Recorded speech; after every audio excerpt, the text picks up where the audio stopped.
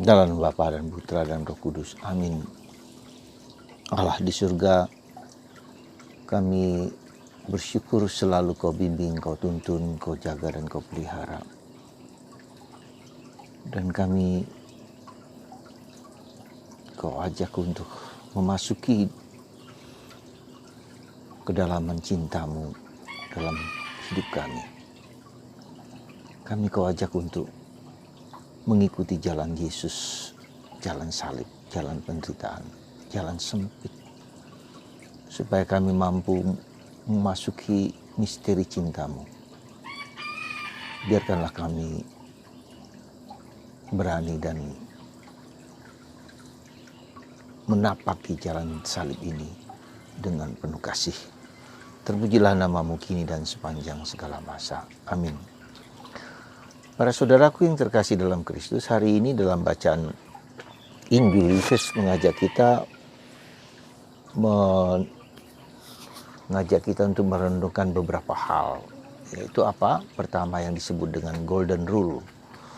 Ya, hukum emas. Artinya apa yang kita inginkan,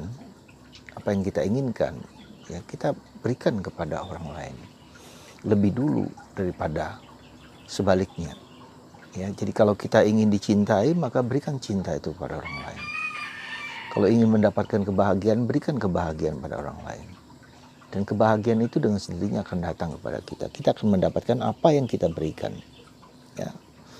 Jadi berikanlah sesuatu yang indah, yang baik, yang mulia, ya, kegembiraan, sukacita kepada orang-orang di sekitar kita. Maka kita juga akan mendapatkan itu. Jadi kalau kita ingin mendapatkan kebahagiaan, berikan kebahagiaan dulu. Berikan cinta dulu kepada orang lain. Ya, jadi bukan sebaliknya kita minta sesuatu kepada diri kita. Ya, kita menuntut dari orang lain, tapi berikan sesuatu dengan ikhlas, dengan tulus, dengan tanpa pamrih, dan Tuhan akan memberikan sebaliknya. Itu yang pertama. Yang kedua, seringkali kita berdebat dengan banyak hal dengan orang lain yang sebetulnya orang tidak mengerti apa yang diperdebatkan. Ya. Jadi Yesus memberikan suatu perumpamaan yang sebetulnya cukup keras. Jangan berikan emas kepada babi. Ya, artinya sesuatu yang indah, sesuatu yang mulia, sesuatu yang besar itu tidak bisa diberikan kepada orang yang tidak mengerti dan tidak memahami. Ya, seperti babi, ya seperti nggak ada gunanya gitu loh. Dan ini menandakan bahwa kita juga harus hati-hati dan waspada kepada siapa kita bicara, ke tingkat apa, dia mengerti nggak, memahami nggak. Atau yang kita berikan itu meskipun sebaik mungkin tetapi orang tidak memahami, tidak mengerti dan tidak mau mengertinya. Untuk apa? Maka Yesus mengatakan, kebaskan kakimu ketika orang tidak mau menerimanya. Ya, itu suatu yang ketika tapi selevel maka setingkat, maka kita semakin lama semakin meninggi. Jadi kita juga dengan demikian menunjukkan bergaullah dengan orang yang setingkat, yang setinggi. Lama-lama kita akan diajak ke tingkat yang lebih tinggi. Kalau kita bergaul dengan orang yang lebih rendah terus, maka kita sampai di situ terus. Ya. Maka mari saudaraku, kita tingkatkan level kesadaran kita, level ke consciousness kita, higher consciousness, supaya kita semakin lama semakin tinggi penghayatan hidup kita, kualitas diri kita. Itu yang kedua. Yang ketiga, jalan menuju kepada Allah itu jalan yang sempit, jalan salib lah, katakan seperti itu.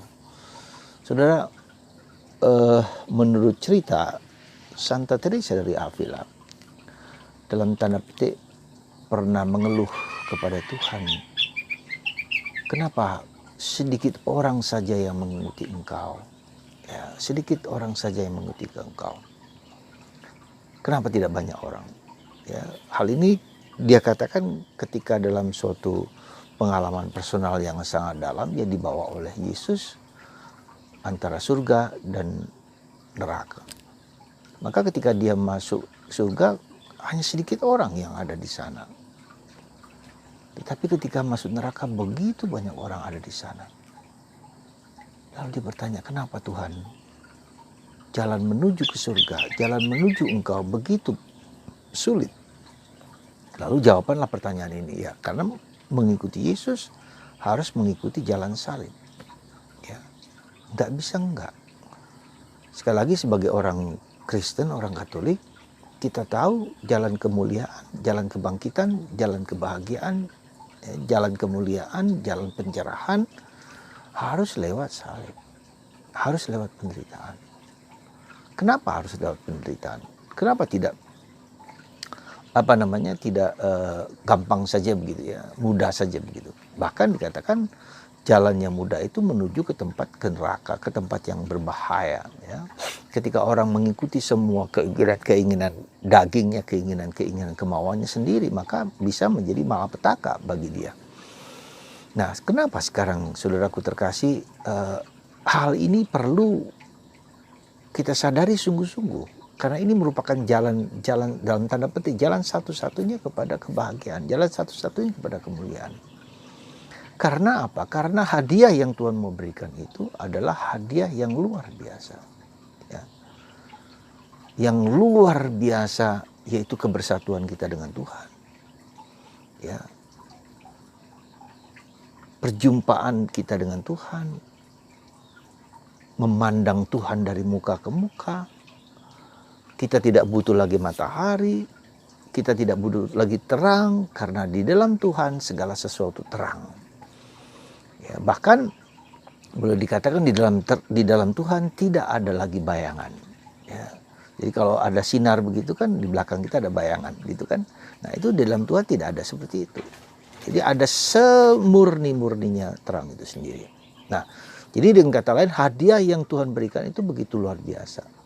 Nah, karena itulah maka untuk sampai kepada tingkat kemurnian, kekudusan, kemuliaan yang seperti itu, kita membutuhkan suatu proses yang tidak mudah. Ya, proses pertama di dalam diri kita sendiri. Maka Yesus mengatakan, kalau engkau mau mengikuti aku, engkau memanggul salibmu. Memanggul salibmu setiap hari. Jadi problemnya itu bukan di luar kita, gitu. Bukan ada musuh-musuh kita, bukan di luar kita pertama-tama, tapi dalam diri kita sendiri. Karena kita adalah manusia berdosa, karena kita adalah manusia yang rapuh, karena kita adalah manusia yang ringkih, yang terdiri dari daging dan darah yang lemah, maka kita punya kecenderungan untuk berdosa. Ya, kita diciptakan bukan dalam sempurna, kita diciptakan baik. Segala sesuatu diciptakan baik untuk kita. Ya, nah karena diciptakan baik maka tidak sempurna, maka ada kemungkinan kita defek. Seperti kalau misalnya produk-produk gelas atau apa, pasti ada yang lecet, ada yang apa ya. Demikian juga segala sesuatu yang ada dalam diri kita itu di semua kita aja diciptakan itu baik, tapi tidak sempurna. Nah, ketidaksempurnaan manusia inilah yang perlu diperbaiki, disempurnakan. Maka Yesus mengatakan, hendaklah kamu sempurna seperti Bapamu sempurna adanya. Artinya apa? Artinya bahwa kita berjuang, berusaha semaksimal mungkin untuk menyempurnakan di dalam tubuh kita, di dalam raga kita, di dalam pikiran kita, dalam mental kita, dalam psikologi kita, dalam rohani kita, sesuatu yang harus disempurnakan. Nah, disempurnakan itu adalah ukurannya hanya pada Tuhan. Ukurannya adalah kesempurnaan itu pada Tuhan, bukan pada kita manusia. Nah, jadi kalau kesempurnaan itu hanya dalam Tuhan, Tuhan sendirilah yang menjadi ukuran bagaimana kita harus menjadi baik. Ya. Dan karena kesempurnaan itu tanpa batas dan tak pernah selesai dalam seluruh hidup kita, maka perjuangan itu adalah perjuangan sepanjang hidup. Nah, saudaraku terkasih, meskipun perjalanan kita adalah perjalanan yang sempit, tidak berarti bahwa kita tidak bahagia, tidak. Bukan berarti kita tidak bahagia, kita tidak damai. Justru di jalan yang sempit itu kita mengalami kedamaian. Karena kita tidak bersandar pada kelemahan kita, pada keberdosaan kita, pada kerapuhan kita, pada sesuatu dalam diri kita sendiri. Sandaran kita hanya pada Tuhan yang penuh belas kasih. Sandaran kita hanya pada Tuhan yang penuh cinta, yang penuh kesetiaan. Ya, jadi akarnya kenapa kita tetap bahagia itu karena sandaran kita pada Allah, pada Yesus, pada Tuhan, bukan pada kita sendiri. Ya. Jadi kalau meskipun kita menderita, dalam penderitaan itu justru Tuhan hadir. Aneh kan? Saya ingat sekali lagi berulang-ulang saya suka dengan kata-kata dari Beato Titus Brasma, aku bahagia dalam derita. Dan itu terjadi ketika dia berada dalam kamp tahanan Nazi, di mana dia melihat begitu banyak orang di kamp tahanan yang tidak makan, tidak minum, yang kurus kering, dan sebentar lagi akan disuntik dan dibakar ya, dalam perapian yang membara begitu seperti itu. Ya. Tapi dia justru menemukan Tuhan di dalam kebahagiaan, dalam penderitaan itu.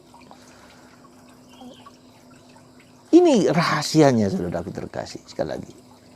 Rahasianya ketika kita menderita justru kita bahagia. Karena Paulus mengatakan tidak lagi bersandarkan kepada kelemahanku, pada keterbatasanku. Tapi bersandar kemuliaan Allah, kebaikan Allah, cinta kasih Allah. Nah, kalau kita sendiri tidak seperti itu, maka ada sesuatu yang masih harus kita perjuangkan. Bolehkah sampai kita berani mengatakan begitu? Itu tandanya bahwa kita masih harus berjuang, masih harus, karena mungkin kita merasa tidak bahagia karena bersandar kepada kemampuanku, pada kelemahanku, terbatasanku, pada kerapuanku.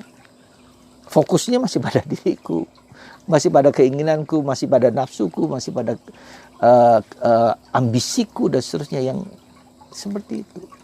Ya, jadi saudaraku, mari kita berusaha menyandarkan segala sesuatu di dalam Tuhan. Maka bacaan minggu lalu di mana Yesus yang berada di dalam kapal, sekali lagi diingatkan, dan ada badai, para rasul begitu takutan. Ya. Yesus mengatakan, kenapa engkau takut? Kenapa engkau gelisah? Di dalam pandemi ini pun kita takut dan gelisah, pasti. Ya. Tapi mari kita bersandar kepada Yesus. Seandainya kita tetap yakin pada Yesus dan mengalami kesulitan-kesulitan, ya itu terjadi dan kita hadapi dengan penuh sukacita dan penuh iman. Dan seandainya tanda petik kita meninggal pun, Yesus mengatakan bahwa meskipun engkau wafat, meskipun engkau mati, engkau tidak akan mati, engkau akan hidup. Nah, itu kan jaminan kita, bukan jaminan kemanusiaan kita. Kesandaran perubahan peralihan dari diriku kepada Tuhan inilah yang menjadi suatu proses yang panjang. Dan itulah kesempurnaan. Semoga Anda dan saya tetap menjalani, mengikuti dan menjalani salib-salib kita dengan penuh sukacita. Karena bersandar pada Tuhan, bukan padaku sendiri, bukan pada dosa kelemahanku. Tuhan memberkati Anda. Semoga rahmat Tuhan mengalir dalam diri Anda semua dan disembuhkan dari segala macam penyakit apapun juga yang Anda alami. Kasih Tuhan melimpah dalam nama Bapa dan Putra dan Roh Kudus. Amin.